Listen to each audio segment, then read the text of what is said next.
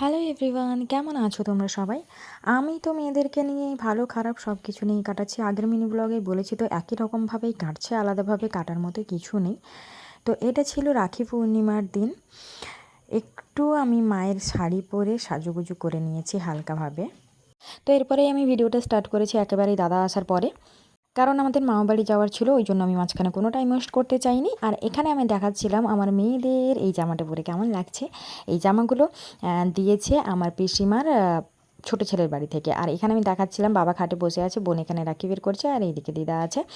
আর দাদাকে মিষ্টি প্লেটটা বাড়ি দেওয়ার সঙ্গে সঙ্গে আমার মেয়েদেরকে খাওয়ানো শুরু করে দিয়েছে। তো এটা স্বাভাবিক ব্যাপার, যেহেতু অন্নপ্রাশন বেরিয়ে গেছে। তো বাড়ির বড়রা এগুলো করেই থাকে, তো এক আধ দিন ওগুলো করাই যায়, কোনো ব্যাপার না। তো এখানে আমি রাখি বেঁধে নিচ্ছি দাদাকে। গত বছর বেশ সুন্দর করে প্লেটে ধান দুর্ব ফুল অনেক কিছু সাজিয়ে যেভাবে ফোঁটা দেওয়া হয় ওই রকমভাবেই একটা সুন্দরভাবে সাজিয়ে রাখি বেঁধেছিলাম, কিন্তু এই বছর কোনো কিছুই সম্ভব হয়নি। আমার মেয়েদেরকে নিয়ে সবাই ব্যস্ত, ঠিক আছে। ও মেয়েরা এতটাই শান্ত যে এতজন থাকা সত্ত্বেও ওদেরকে ছেড়ে কেউ এইগুলো গোছানোর মতো একটা টাইম বের করতে পারিনি। তো এখানে রাখিটাকি বাঁধা শেষ, আর এখন খাওয়া চলছে, কথাবার্তা চলছে। এখন বোন রাখি বাঁধবে, তো এইসবই এখন চলছে। তো এরপরে আমরা চলে যাব মামাবাড়ি। মামাবাড়িতে যাচ্ছি আমি আমি বিশেষ করে যাচ্ছি বেশ অনেক বছর পর। আগে যখন ছোট ছিলাম, স্কুলে যখন পড়তাম, তখন মামার বাড়িতে গিয়ে থেকেছি। বাবা মা সেরকমভাবে থাকেনি, বাট আমি থেকেছি, আমাকে রেখেছে ওরা। ছোট ছিলাম তো, অনেক দিন করে থেকে এসেছি। আমার থাকতেও ভালো লাগতো, কিন্তু পরপর যত বড় হয়েছি না, তত মামা বাড়ি থেকে একটু টাচটা কমে গেছে, যাওয়া আসাটা কমে গেছে। তো তারপরে একবার গেছিলাম মাসির বাড়িতে বিয়ের পরে। বিয়ের আগে ভেবেছিলাম প্রত্যেকের বাড়িতে থেকে আসবো একদিন হলেও, কিন্তু সেটা আর সম্ভব হয়ে ওঠেনি। তো বিয়ের পরে একবার এসেছিলাম মাসি বাড়িতে, মৎস্য ছিল। তো সেখান থেকে মামা বাড়ি থেকে একটু ঘুরে গেছি, মাসি বাড়িটাও পাশে ওই জন্য। আর এখানে মামা বাড়িতে আমরা পৌঁছেই গেছি অনেকক্ষণ আগে, আর খাটের উপর সবাই বসেছিলাম, সেটা তো দেখালাম। আমার মেয়েরাও কী করছে দেখালাম। তো এবার বসে গেছি খেতে।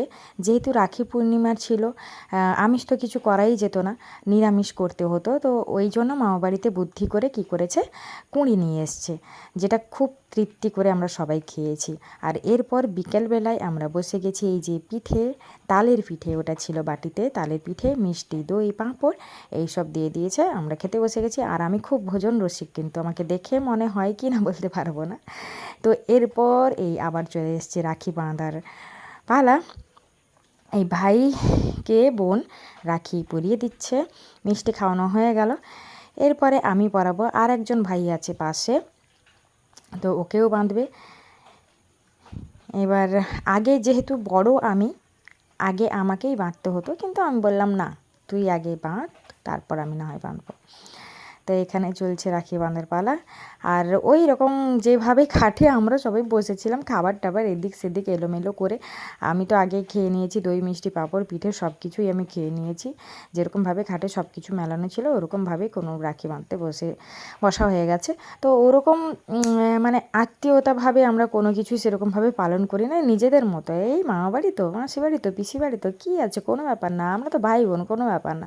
এত দেখানোর কী আছে, কি বলে যেন ওটাকে, আমি শব্দটাও বলে যাচ্ছি, যাই হোক।